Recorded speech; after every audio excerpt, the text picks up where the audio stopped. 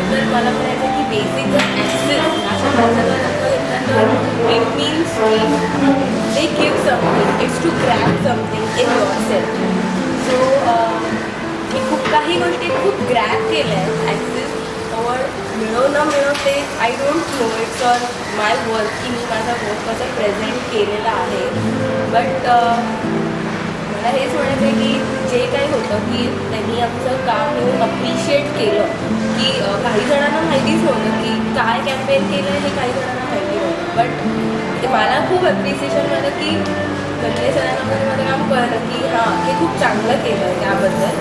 आणि आम्हाला प्रेझेंटेशन ज्यावेळी झालं त्यावेळी आम्हाला कळलं की काम असून पण आम्ही प्रेझेंटेशनमध्ये कुठे मार खातो आहे म्हणजे आमचं प्रेझेंटेशन कसं असायला पाहिजे. आम्ही डिप्लोमाच्या लेवलला आहोत तर आम्ही किती चांगलं प्रेझेंटेशन केलं पाहिजे म्हणजे की आमचं काम आहे पण ते अपलिफ्ट करायला आपल्याला जी असे छोटे छोटे पॉईंट्स आहेत त्याची तेवढीच गरज आहे to get a good job in future आलेला आहे ते तुला नीट केलं पाहिजे. मग मी जे प्रेस ॲड्स काही केलेल्या त्या मला कन्व्हर्जन सॉफ्ट कॉपीमध्ये कसं करायला सांगितलं ते मला खूप उपयोग झाली. मला पुढे कॉपीरायटरच व्हायचं आहे. माझा तोच माझा तोच प्रयत्न आहे कारण की मी नाही म्हणत पण गुड लाईन्स होतात माझ्याकडून काही कारणाने.